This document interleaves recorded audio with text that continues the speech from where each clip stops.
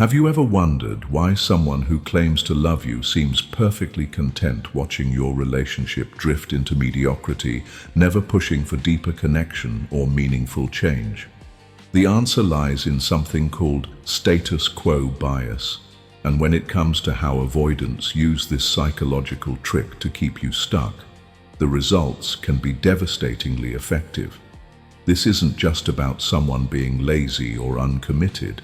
This is about a sophisticated mental defense system that turns your natural human desire for stability into a weapon against your own happiness. Status quo bias is the tendency to prefer things to stay the same by doing nothing or maintaining current decisions. For most people, this shows up in small ways, like sticking with the same coffee order or keeping the same hairstyle for years. But for someone with avoidant attachment, status quo bias becomes a masterful tool for emotional control. They weaponize your comfort with routine and your fear of rocking the boat to ensure that your relationship never evolves beyond their comfort zone. Here's what makes this particularly insidious. While you're interpreting their resistance to change as contentment with your relationship, they're actually using your own psychology against you. They know that humans naturally resist change, even positive change, because change requires energy and involves risk. So they position themselves as the voice of reason, the steady presence who doesn't need all that messy emotional growth you keep talking about. But here's where it gets really clever, and this is something most people miss entirely. Avoidants don't just use status quo bias passively. They actively cultivate it in their relationships. They create just enough comfort and predictability that you start to question whether wanting more intimacy, better communication, or deeper commitment is actually reasonable. They make you feel like the problem for wanting the relationship to grow. Think about how this plays out in real life. Maybe you've been dating someone for 2 years, and every time you bring up moving in together, they have perfectly reasonable concerns about timing, finances, or logistics. They're not saying no exactly, but they're also not saying yes. They've created a status quo where you're perpetually waiting for the right moment, and that right moment somehow never arrives. Meanwhile, you're stuck in relationship limbo, not moving forward but not quite ready to give up either. The psychological research on this is fascinating and disturbing. Studies show that people will stick with unsatisfying situations significantly longer when those situations feel stable and predictable, even when better options are clearly available. Avoidants instinctively understand this about human nature, and they use it to their advantage. If you want to better understand someone's attachment style, see the link in the description to one of the most popular books on attachment theory. Let me tell you about someone we'll call Marcus, though his story will sound familiar to anyone who's ever been caught in this particular web. Marcus had been with his girlfriend for 3 years, and by all external measures, they had a good relationship.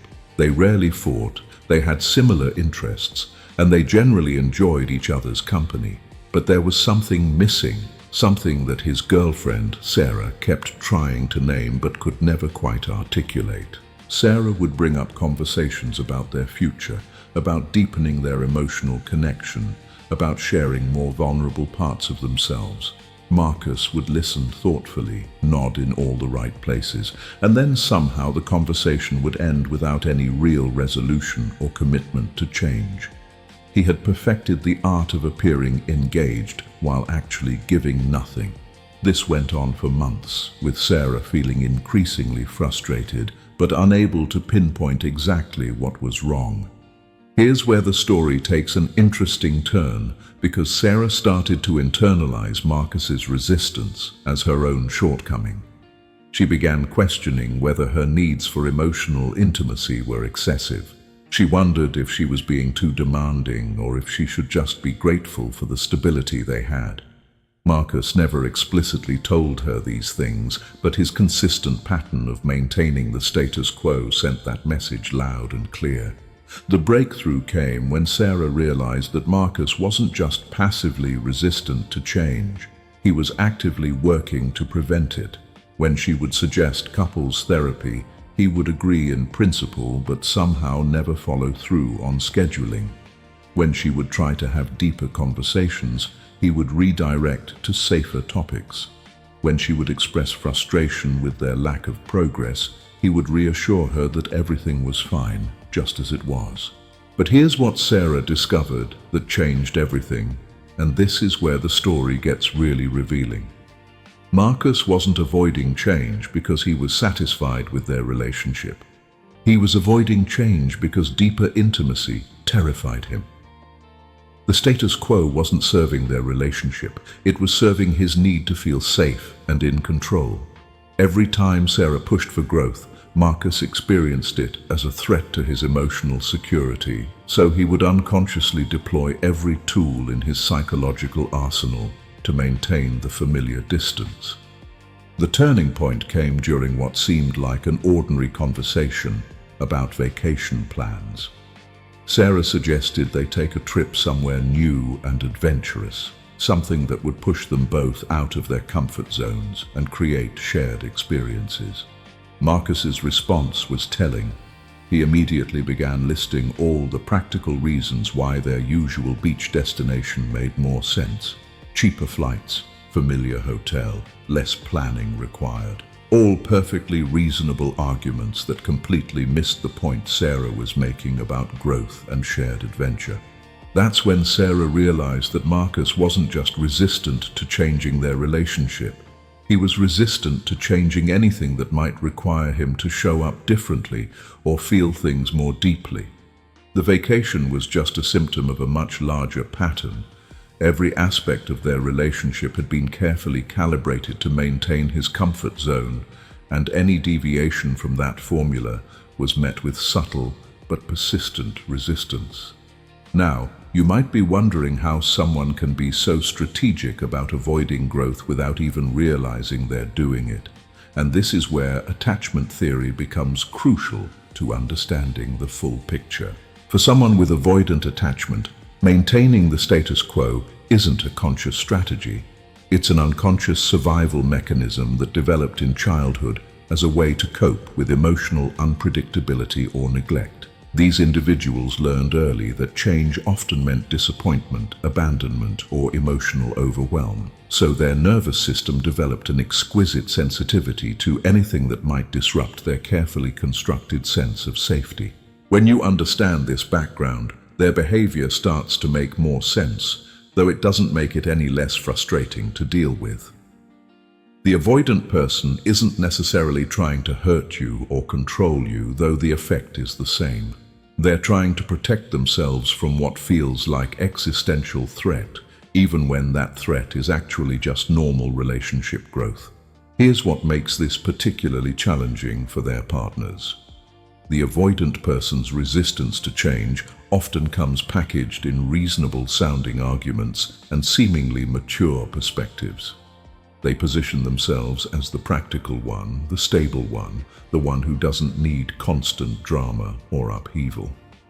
Meanwhile, you start to feel like the needy one, the demanding one, the one who's never satisfied with what you have. This dynamic is perfectly illustrated by characters like Joe Goldberg from the Netflix series You. While Joe's behavior is obviously extreme and pathological, his underlying pattern of controlling relationships by managing his partner's expectations and limiting their growth opportunities reflects this same psychological mechanism. He creates a status quo that serves his need for control while making his partners feel like they're the problem for wanting something different. But the story doesn't end there, and this is where things get both more complex and more hopeful. The first thing you need to understand is that recognizing this pattern is already a huge step forward. Most people who get caught in these dynamics spend months or even years feeling confused and frustrated without understanding what's actually happening. They know something feels wrong, but they can't articulate what it is because the avoidant person's resistance is so subtle and seemingly reasonable. Once you can see the pattern clearly, you have choices you didn't realize you had before. The key is understanding that you cannot change another person's attachment style through reasoning, pleading, or ultimatums. But you can change how you respond to their attempts to maintain an unsatisfying status quo, and sometimes that shift in your behavior creates space for them to make different choices. Start by getting crystal clear about your own needs and boundaries. Write them down. Be specific. Instead of vague desires like better communication, identify exactly what that means to you. Do you need regular check-ins about the relationship? Do you need them to share more about their inner world? Do you need concrete progress toward shared goals within specific time frames? The more specific you can be, the harder it becomes for someone to deflect or redirect your concerns. Next, practice stating your needs without justifying them or making them negotiable. This is harder than it sounds because most people, especially those attracted to avoidant partners, have been conditioned to make their needs small and reasonable. But here's the thing, your needs for intimacy, growth, and emotional connection aren't unreasonable. They're fundamental human needs, and you don't need to apologize for having them or make a case for why they matter. When you bring up these needs, pay attention to how your partner responds. Do they engage with the content of what you're saying, or do they focus on deflecting, redirecting, or making you feel unreasonable for bringing it up? A partner who genuinely wants to work on the relationship will show curiosity about your inner world, even if they feel uncomfortable or don't immediately know how to meet your needs. A partner who is committed to maintaining the status quo will find ways to shut down the conversation without appearing to shut it down. Here's a crucial point that many people miss.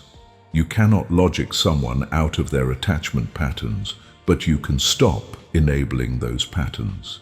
Every time you accept vague reassurances instead of concrete change, every time you drop important conversations because they seem uncomfortable, every time you convince yourself that maybe your needs aren't that important, you're reinforcing their status quo bias. Instead, practice what therapists call loving persistence. This means continuing to show up authentically and continuing to ask for what you need, regardless of how they respond. This doesn't mean being demanding or ultimatum heavy. It means being consistent and clear about your reality, even when that reality makes them uncomfortable. For example, if you've expressed that you need more emotional intimacy and they've agreed in principle but nothing has actually changed, don't let that conversation disappear into the ether. Follow up. Ask specific questions about what they're doing differently. Notice whether their behavior matches their words. If there's a disconnect, point it out gently but directly. This approach often creates what psychologists call productive discomfort. The avoidant person can no longer maintain their familiar patterns without explicitly choosing them, which forces them to either step up or step back. Either outcome gives you valuable information about their actual commitment to growth. But here's something equally important that often gets overlooked in these discussions. While you're working on changing these dynamics, you also need to be honest with yourself about why you're attracted to this pattern in the first place. People with secure attachment typically don't find themselves in long-term relationships with highly avoidant partners because they recognize the incompatibility early and move on. If you keep finding yourself in relationships where you're pushing for intimacy while your partner maintains distance, there's likely something in your own attachment system that finds this dynamic familiar, even if it's not satisfying. Maybe you learned early that love requires proving yourself worthy. Maybe you're more comfortable with the predictable frustration of an avoidant partner than with the vulnerability required for secure love. This isn't about blaming yourself for your partner's limitations. It's about recognizing that sustainable change usually requires growth from both people. As you become clearer about your needs and more consistent about expressing them, you'll likely discover that some of your attraction to unavailable partners starts to shift naturally. Remember that character Serena van der Woodsen from Gossip Girl? Her relationship patterns often reflected this exact dynamic. She would find herself drawn to partners who kept her guessing, who maintained just enough distance to keep her pursuing, who used her own attachment needs against her. It wasn't until she started recognizing these patterns and choosing differently that she was able to break the cycle. The timeline for this kind of change varies enormously from person to person and relationship to relationship. Some people start showing up differently almost immediately when they realize their patterns aren't working. Others require months or even years of consistent new experiences before they feel safe enough to risk deeper intimacy. And some people, unfortunately, are so committed to their defensive strategies that they'll choose to end the relationship rather than face the discomfort of growth. This is why it's so important to focus on what you can control, which is your own behavior and choices, rather than trying to manage their process of change. You can create an environment where growth is possible and valued, but you cannot force someone to choose growth over safety. Here's one more practical strategy that can be particularly effective. Start making your own changes without waiting for their permission or participation. If you want more adventure in your relationship, start planning adventures. If you want deeper conversations, start sharing more vulnerably about your own inner world. If you want more intimacy, start being more intimate in how you show up. This approach accomplishes several things simultaneously. It stops you from being stuck in waiting mode. It gives you agency in creating the kind of relationship experience you want, and it provides a clear example of what growth and change can look like. Sometimes seeing someone they care about embrace positive change gives the avoidant person permission to consider doing the same. But perhaps most importantly, it helps you gather information about whether this relationship has the potential to become what you actually want. If you start showing up more authentically and your partner responds with curiosity, appreciation, or their own vulnerable sharing, that's a promising sign. If they respond with withdrawal, criticism, or increased pressure to return to the old patterns, that tells you something important about their capacity for the kind of relationship you're seeking. Throughout all of this, remember that you deserve a relationship where growth is welcomed, where your needs matter, and where both people are actively invested in creating something beautiful together. Status quo bias might be a natural human tendency, but it doesn't have to be the dominant force in your most important relationships. The right person for you will be excited about growing together, even when that growth feels scary or uncertain. So here's what this all comes down to, and this is the part that requires both courage and clarity. You cannot love someone into changing their fundamental approach to relationships, but you can stop participating in dynamics that leave you feeling unfulfilled and stuck. You can start showing up as the person you want to be in a relationship, regardless of how they respond. You can get clear about what you actually need and stop apologizing for needing it. The beautiful thing about making these changes is that they benefit you regardless of what your partner chooses to do. If they rise to meet your authenticity with their own growth and vulnerability, you get the deeper relationship you've been wanting. If they choose to maintain their defensive patterns, you get clarity about the relationship's limitations, which allows you to make informed decisions about your future. Either way, you stop being stuck in the exhausting cycle of wanting more while accepting less, of pushing for change while enabling stagnation, of hoping for growth while rewarding comfort zone maintenance. You reclaim your agency in creating the kind of love you actually want to experience. Think about Emily Cooper from Emily in Paris and her relationship patterns. She often found herself in situations where she was giving more energy to relationships than she was receiving, where she was adapting herself to fit someone else's limitations, rather than finding someone who was excited to meet her where she was. The growth in her character came when she started recognizing her own worth and stopped settling for dynamics that required her to be smaller or less vibrant. This is your invitation to do the same. Stop making yourself smaller to accommodate someone else's fear of intimacy. Stop convincing yourself that wanting emotional connection makes you needy, or difficult. Stop accepting breadcrumbs of affection when you're capable of nourishing and receiving full meals of love. The person who is right for you will not use your attachment needs against you. They will not weaponize your desire for closeness or make you feel unreasonable for wanting the relationship to grow. They will see your invitation to deeper intimacy as a gift, not a threat. They will be curious about your inner world, not defensive about sharing their own. This doesn't mean relationships should be without conflict or that growth is always easy. Healthy relationships involve plenty of discomfort as both people stretch beyond their familiar patterns. But there's a fundamental difference between the discomfort that comes from growing toward each other and the frustration that comes from one person blocking growth entirely. Trust yourself to know the difference. Trust your desire for authentic connection. Trust that you deserve someone who is as invested in building something beautiful with you as you are with them. And most importantly, trust that you have the strength to choose love that expands your world rather than contracts it, even when that choice requires leaving behind relationships that feel safe but leave you hungry for more. Your willingness to want more, to push for growth, to refuse to settle for status quo mediocrity isn't a character flaw.